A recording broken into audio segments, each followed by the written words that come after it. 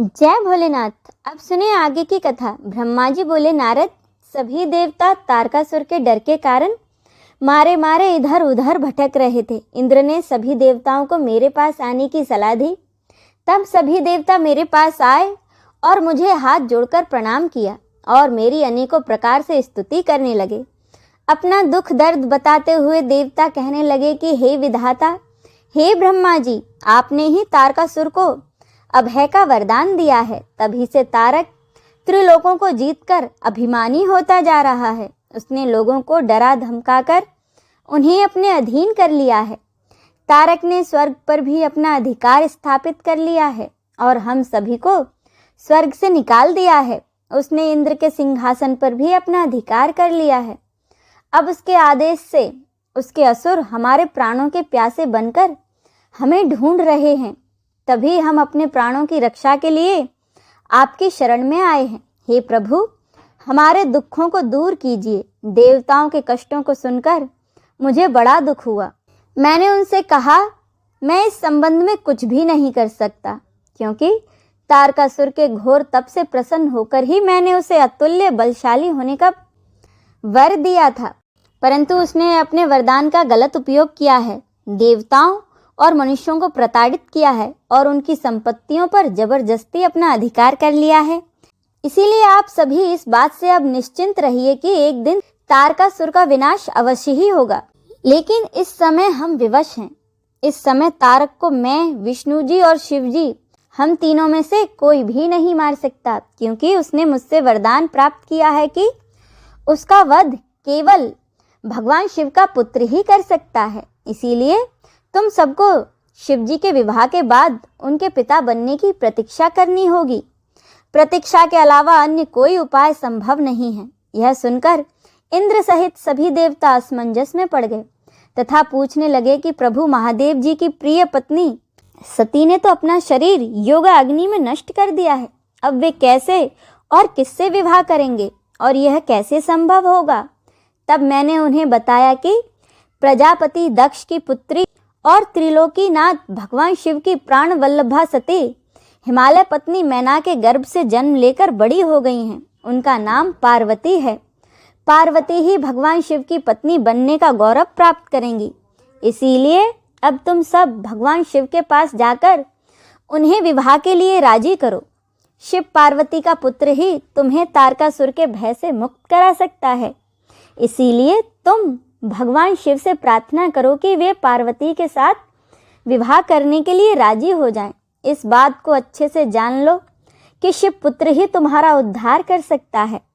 अब मैं तारकासुर को समझाता हूँ कि वह व्यर्थ में देवताओं को तंग करना बंद कर दे और उन्हें उनका भाग वापस दे दे और स्वयं भी शांति से अपना जीवन यापन करे।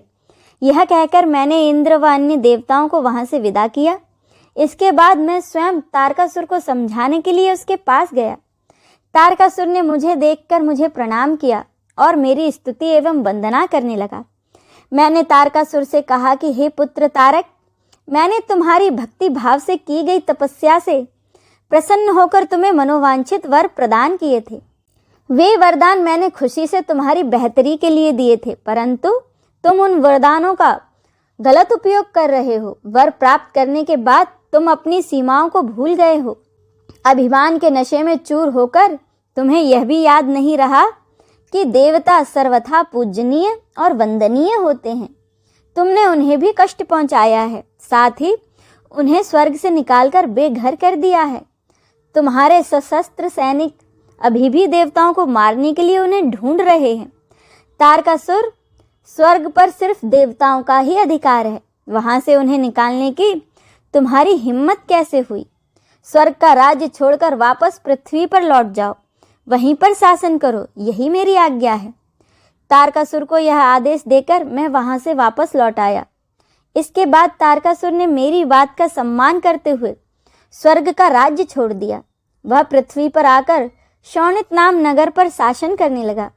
मेरी आज्ञा पाकर इंद्र सहित सभी देवता स्वर्ग लोक को चले गए और पूर्व की भांति पुनः स्वर्ग पर शासन करने लगे। अब इससे आगे की कथा का रसपान हम अगले अध्याय में करेंगे। जय भोलेनाथ।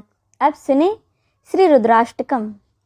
नमामि शमीशान निर्वाण रूपम विभुम व्यापकम ब्रह्म वेद स्वरूपम निजम निर्गुणम निर्विकल्पम निरेहम चिदाकाशमाकाशवासं भजेऽहं निराकारमोंकार मूलं तुर्यं गिराज्ञानगोतीतमीशं गिरीशं करालं महाकालकालं कृपालं गुणागार संसार पारं नतोऽहं तुषाराद्रिसङ्काश गौरं गम्भीरं मनोभूत कोटि प्रभासे शरीरम स्फुरन्मौले कलोलिनी चारुगंगा लसद भाल बालेन्दु कंठे भुजंगा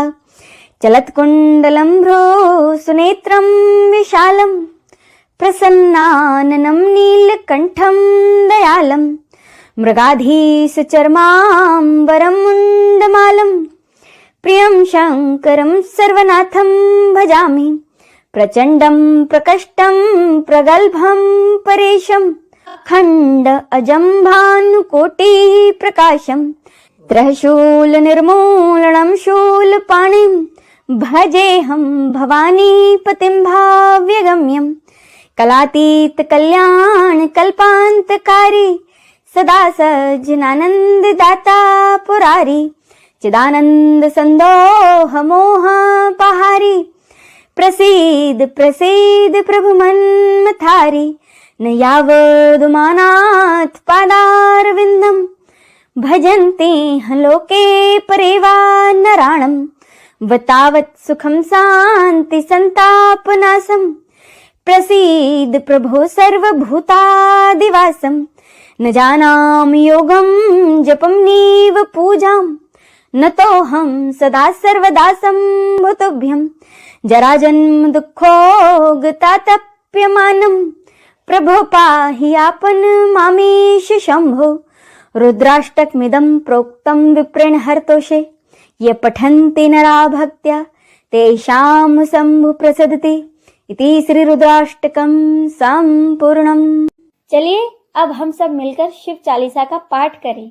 जय गिरजापति दीन दयाला सदा करत संतन प्रतिपाला भाल चंद्रमा सोहत नीके कानन कुंडल नाग फनी के अंग गौर सिर गंग बहाए मुंड माल तन शार लगाए वस्त्र खाल वाघांबर सोए छवि को देखी नाग मुनि मन मोहे मैना मातु की हवे दुलारी वाम अंग सोहत छवि न्यारी कर त्रिशूल सोहत छवि भारी करस सदा शत्रुन शयकारी नंदी गणेश सोहे तह कैसे सागर मध्य कमल हैं जैसे कार्तिक श्याम और गणराव या छवि को कही जात न काऊ देवन जब ही जाय पुकारा तभी दुख प्रभु आप निवारा कियो उपद्रव तारक भारी देवन सब मिली तुम्ही जुहारी तुरत सड़ानन आप पठाई लवनिमेश ममारी गिरायु आप जलंधर असुर संहारा सुयस तुम्हार विदित संसारा त्रिपुरासुर सन दुमचाई सभी कृपा करी लीन बचाई किया तपही भागीरथ भारी पूर्व प्रतिज्ञा तासु पुरारी दानिन मह तुम सम कोई नाही सेवक स्तुति करस सदाही वेद माही महिमा तब गाई अखत अनादि भेद नहीं पाई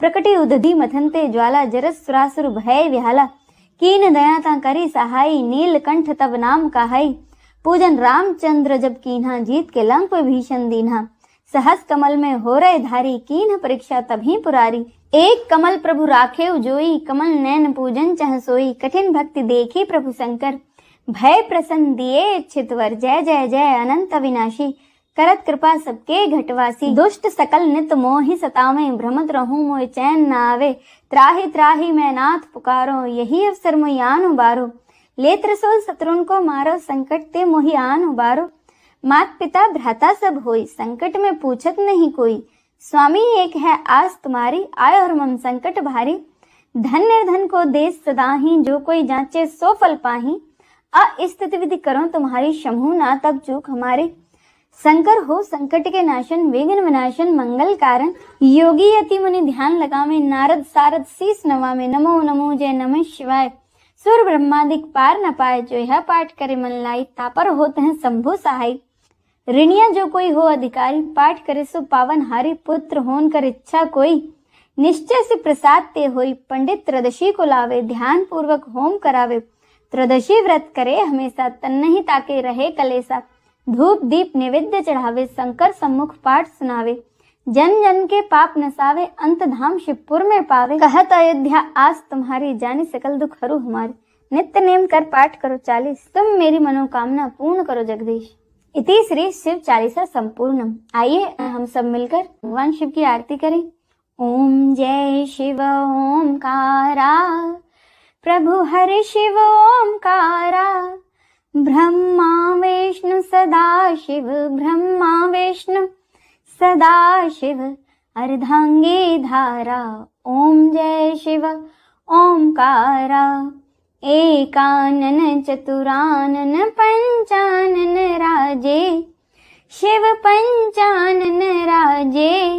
हंसासन गरुड़ासन, हंसासन गरुड़ासन। वृषवाहन साजे, ओम जय शिव ओमकारा। दो भुज चार चतुर्भुज, 10 भुज ते सोहे, शिव 10 भुज ते सोहे। तीन रूप निरखता, तीन रूप निरखता। त्रिभुवन जन मोहे, ओम जय शिव ओमकारा।